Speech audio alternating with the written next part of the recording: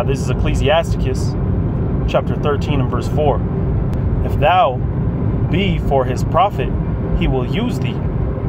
But if thou have nothing, he will forsake thee. All right, before I go any further, all praises, honor, and glory be unto Yahweh, Bahashem, Yahweh Shai, Baharakakwadah, which is the name of the Heavenly Father, being Yahweh, and the name of his Son, being Yahweh Shai.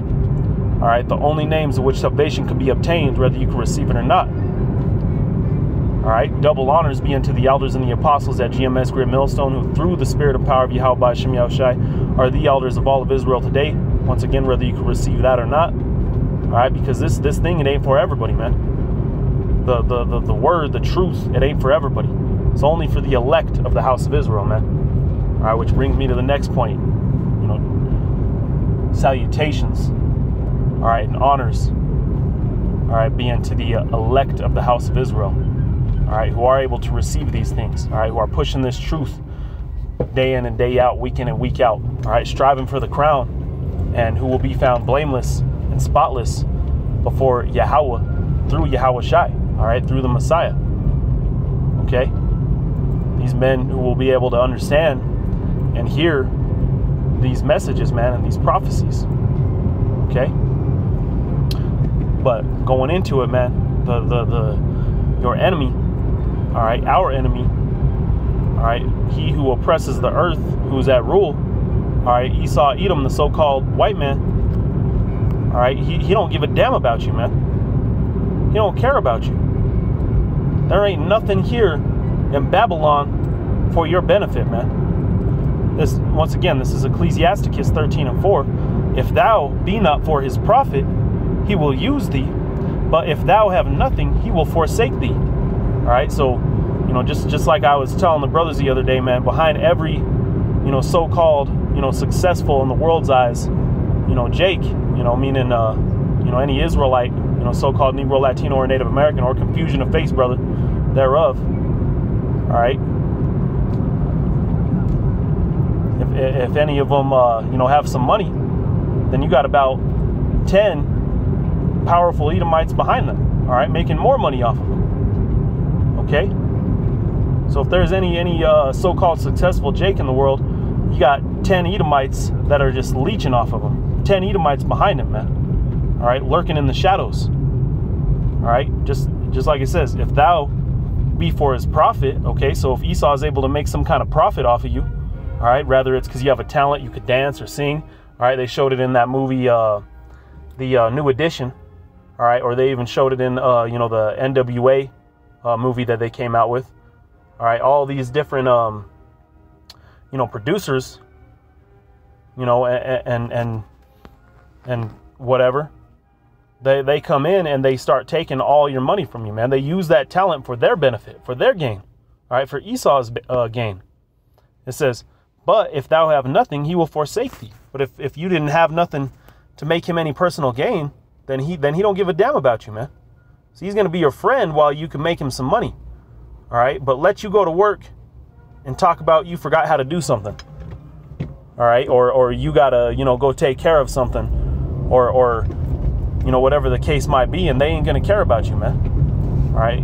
You go work, say it's at Starbucks or, a taxi driver or whatever it is that you do. All right. You're just getting paid peanuts while you're, forking up all the real money to whoever owns that Starbucks location or to whoever owns that taxi company. All right. And then they hand it up. All right. Say it's Starbucks. Then they hand it up to, the franchise owner makes some money. And then he hands the money up to the CEO of Starbucks. Okay, which in turn hands it up to the president of the entire operation. So you see these Edomites, man, they basically use you for prostitution, man. It's a form of prostitution. You go and you make all the real money, but you're handing all of it up. All right, see, the American dream is dead, man. There ain't nothing here for you. I was talking to my older brother's woman the other day, all right, and she's from the Philippines. And, she was talking about how, goddamn depressing it is over here in America. And, there's a lot of things that everybody has, a lot of fancy gimmicks and what have you. But, You know, in the Philippines, you know, it was way more lively. Over here, all you do is you work and you die. Okay? And you know, throughout the week, you look out your window and you don't ever see anybody because everybody's always at work. But she was saying in the Philippines, you look out the window, there's people playing basketball, you know, people just enjoying each other's company, man. You know, though they don't have much, you know, they have each other. But over here, you know, you're working and you're living to work and you're filling Esau's pockets. Okay? You're filling the pockets of the elites. All right? But Salakia, to go off too far, let me go ahead and continue in the scriptures, man. Verse 5, it says, if thou have anything, he will live for thee. Yeah, he will make thee bear and will not be sorry for it. He's going to take everything that you have and then more, man. He's going to soak up everything you got. All right, here it is. You go and you know, get your job and you know, get yourself a house and you pay that off, you know, for the rest of your life until you die. You know, a good 50-year loan. And, you know, you're really paying them off double because then you got your interest rates, which you got 2 interest rates on homes. All right, and one with which nobody really catches is called your total interest rate. All right, your total loan life interest rate. And it shows you what your interest rate will be over the entire life of the loan, which usually equals out to be about 90%. So you're paying double for whatever it is house you're getting, and you're living your whole life to pay that off. All right, while an Edomite who had the money to loan you, that owns that bank, is collecting double just for having that money in the first place. And then if you owe $5 on it by the time you die, then Esau could just take that whole house from you after you almost paid off the whole thing. And even if you do pay it off, you know, and then you die, then you got a little something to leave your kids with. Say you got 5 kids, you know, you go hand that off, man, they can maybe get a car and they're still stuck in the same limbo, man. The same place of constant oppression, the same place of constant work, eat, and die, man. All right, and you niggas are okay with them, man. And that's why the 2/3 has to die. All right, because we're not okay with this, man. We're not okay with the way that this world is. Verse 6, it says, if he have need for thee, he will deceive thee and smile upon thee. This whole entire ecosystem here in Babylon is based off of usury, man. That's all it is. All right, and that's what Esau does, man. And he deceives. Look at all the peace treaties that he broke. All right, is this not clearly describing the so-called white man and his characteristics? It says, and smile upon thee. So he's going to smile upon you. Yet in his mind, he hates you. He don't give a damn about you. The only reason he's smiling at you is because there is something he can gain off of befriending you, man. All right, going on, it says, and put thee in hope. And this is the exact works of your so-called salesman, your so-called sales rep. All right, they come and they try to sell you something in order to you know, get a personal gain off of it, you know, hit you with some interest or, you know, whatever the case might be. And they don't give a damn if you're going to lose your house if you can't pay this payment or, you know, whatever it is that you have. Take the food out your mouth, take the food out your kid's mouth. They don't give a fuck, man. They don't care about you. It says, and put thee in hope, and he will speak thee fair. Yep, why do you think the churches are full of the so-called love doctrine, man? Speaking to you fair and filling you with falsehoods. Never giving you the bitter, only giving you the sweet. Because there's a personal gain they could get off of you niggas. See, and they don't really care that your last end is going to be destruction, man. They understand this. They know that your last end is going to be destruction. But what do they want, man? They want to fill them pockets until it comes. It says, verse 7, and he will shame thee by his meats until he have drawn thee dry twice or thrice, and at last he will laugh thee to scorn. Afterward, when he seeth thee, he will forsake thee and shake his head at thee. Yeah, it's showing you once again, man, they don't care about you. Verse 8, beware that thou be not deceived and brought down to thy jollity. Right, beware that you be not deceived, man. These are the warnings.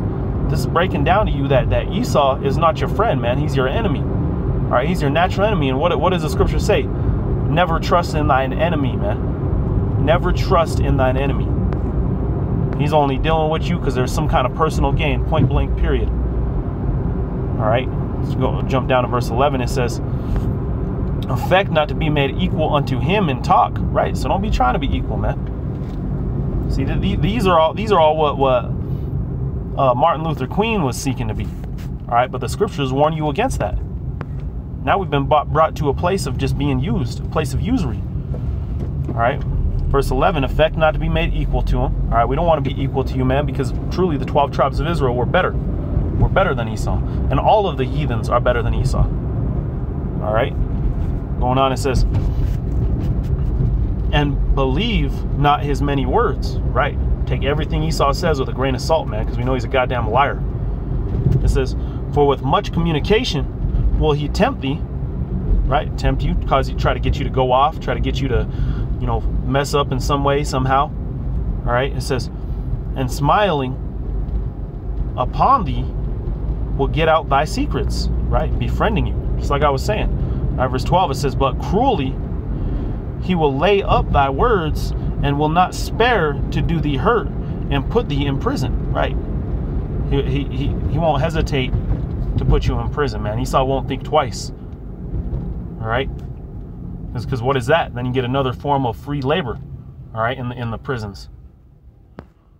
Okay, going on, it says, you know, and out here right now, you know, I know at least in Colorado, you know, they're you know, they legalize and decriminalize all kind of different drugs and what have you. So now they're the police are trying to fill the prison houses.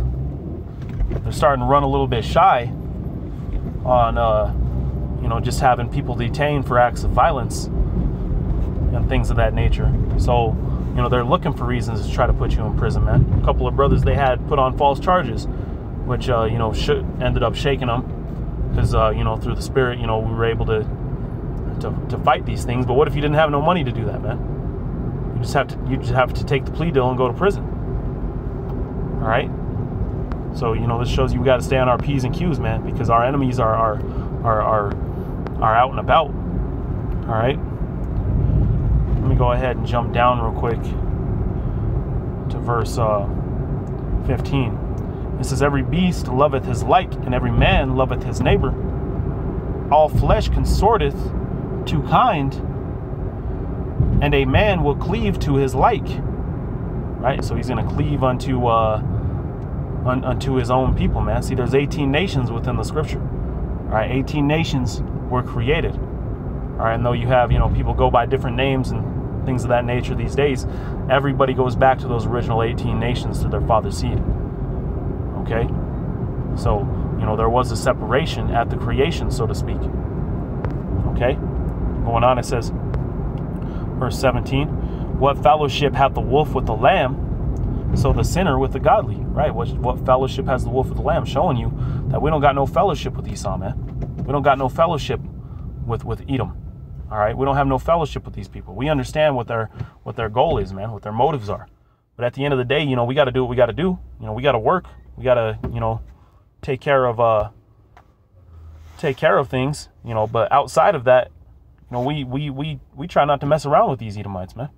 Verse 18, it says, what agreement is there between the hyena and the dog, and what peace between the rich and the poor? As the wild ass is the lion's prey in the wilderness, so the rich eat up the poor. So there you go, man. There's a clear separation between us and them. All right, this is Psalms 106 and 41.